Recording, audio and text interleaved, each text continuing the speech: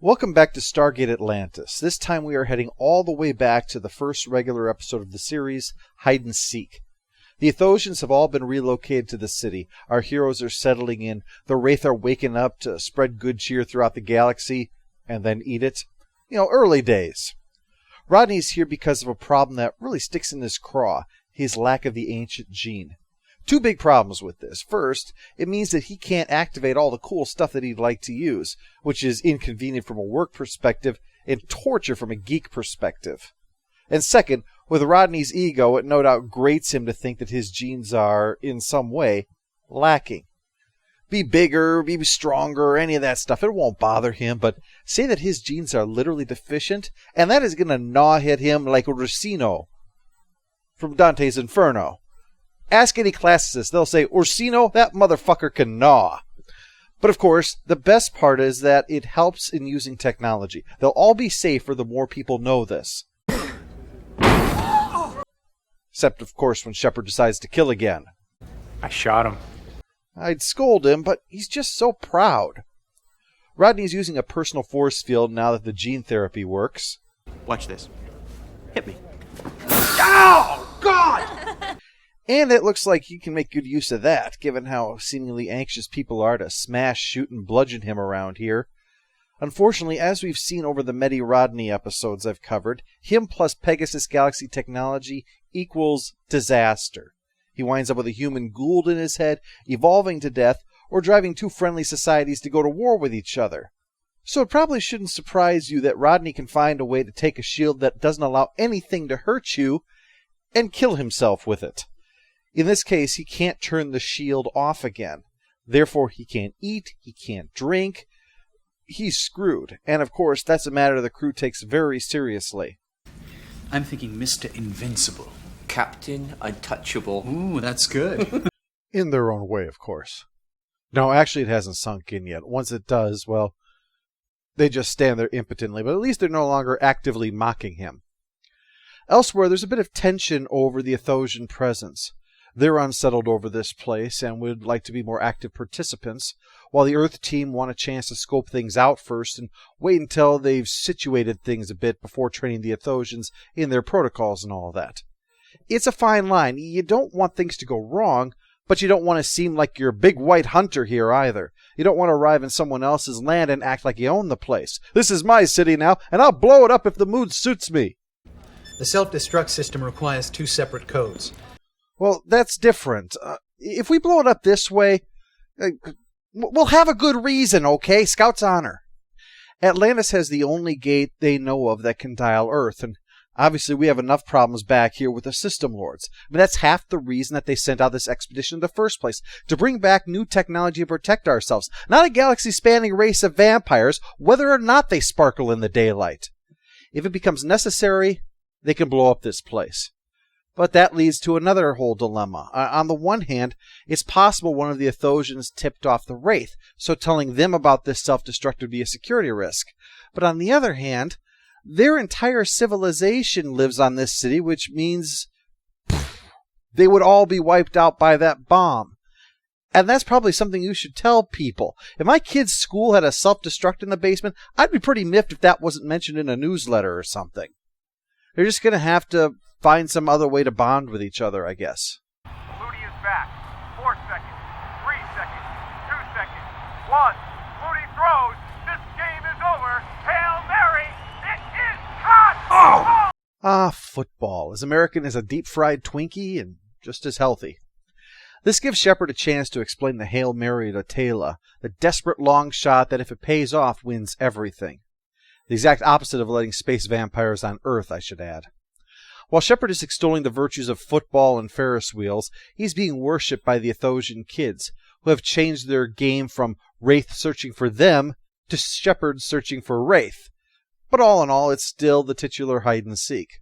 Only the Athosians are still nervous about this place, even the kids, thinking that the ghosts of the ancients still walk the halls. Luckily, he has a stick there to protect himself, though, so nothing bad should happen. Well, it may surprise you, something bad happens. He disappears, so Shepard is soon organizing a search of the city. Not easy since they haven't explored all that much of it yet. The sensors aren't necessarily all working right now. They aren't set up to look for individuals, and I'm not sure, but I think I saw a disgruntled Piper upset that he was stiffed after getting rid of all of their rats.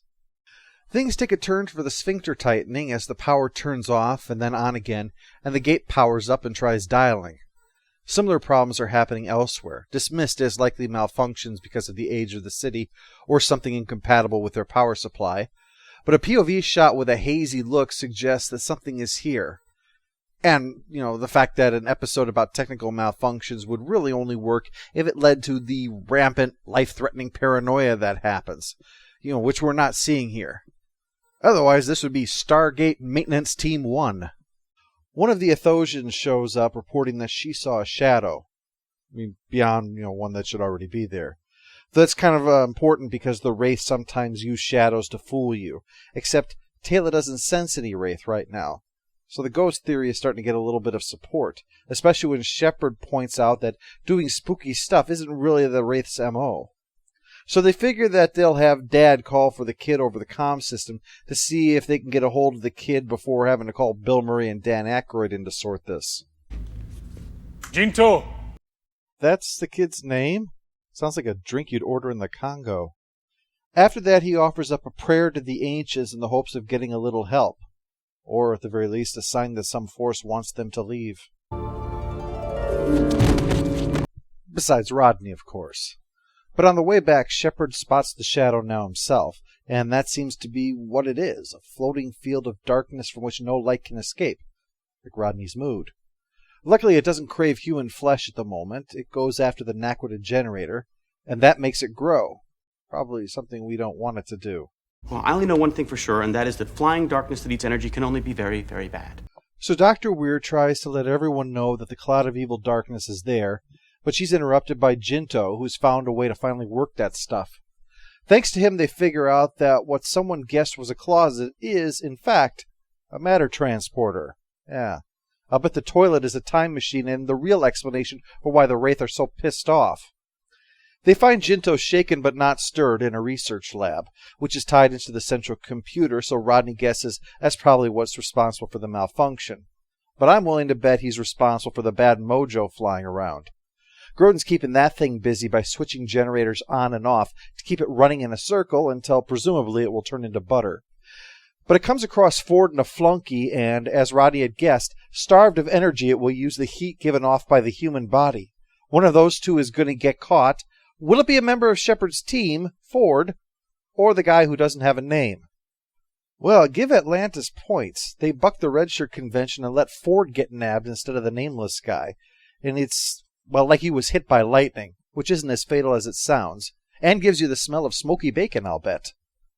Speaking of fatal, Rodney is still going on about his impending death from dehydration, although Weir has suggested that since ancient technology uses a mental component, it's really just a matter of Rodney really wanting to not be Mr. Invincible. And really, between that thing that escaped from Lost and the threat of the Wraith, well, it's certainly tempting to keep that going at least on a subconscious level. Anyway, this thing was captured by the ancients and locked up in a special box that Jinto accidentally opened. It was captured as part of the ancients' research into Ascension. But now it's out, hungry, and pissed off. Luckily, this thing can be drawn back into its cage again and locked inside, but someone's going to have to be here to do that, and Shepard volunteers to be that person. You're still wearing the shield. Isn't there a chance that if something went wrong, that would protect you? So much for that plan. Rodney takes umbrage at the idea that this means he was too chicken to stay. Think I wanted to come off just now? Or you think I'm scared? I'm not scared. I'll stay. I'll do this. No, that's okay. You might faint again. Ouch. So Captain Self-Assurance dismisses Mr. Invincible and stays behind to switch it on once all the power is turned off, and hopefully it'll take the bait. Except when it shows up, Shepard seems a bit nervous about the size of the swirling cloud of utter darkness, and what's worse, somehow it recognizes its 10,000-year prison and decides not to climb back inside, so they'll need to come up with a new plan. Taylor suggests opening the gate and allowing it to leave, but to draw it here, they set up a generator with some delicious energy, and then they'll send it through to a barren wasteland. As predicted by Rodney, this plan goes horribly. The creature absorbs all the energy from the mouth battery, so it doesn't make it through the gate. Then it grows by drawing power from the gate and the generator, and the cherry on top, This thing is what's causing all the disruptions, everything that's been going haywire. And now this huge thing is disrupting all their control consoles, so they can't shut anything down. Can no one save us?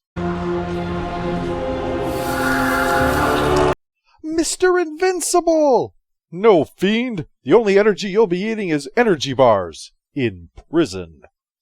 McKay wades in, grabs the case with the generator, throws it through, and the entity then follows through the Stargate, saving the day via the dog and tennis ball trick. Huzzah! Hide and Seek gets a stamp of fine. It's an alright follow-up to the series introduction, with some good banter and a little light character work, but not exactly anything really stand out as far as story goes. It doesn't help that on its original broadcast, it was actually aired the same night as SG-1's Lockdown, which was similar to this story in several ways, but in my opinion, Lockdown was a lot stronger. But that's alright, it wasn't bad. It offered a lot of character downtime, which allowed us to connect with them a bit more in the long term. And it helped to show a little bit of friction between the Athosians and our team without letting it get out of hand. Starting next episode, Rodney will have a place on Shepard's team, probably because of this final act here, a demonstration that, while he was afraid of danger, of course, he didn't let that stop him from doing what was needed to save lives. Like Rod, the one from the parallel universe, who actually used this same exact shield to come to this reality in order to save his entire universe, Rodney used this one and put himself in danger to save all those lives, just on a smaller scale. Hey, we can't all save the universe. Well, for those of you waiting for the inevitable Star Trek connection, next month's review of Atlantis is Underground and a Visit by Chief O'Brien.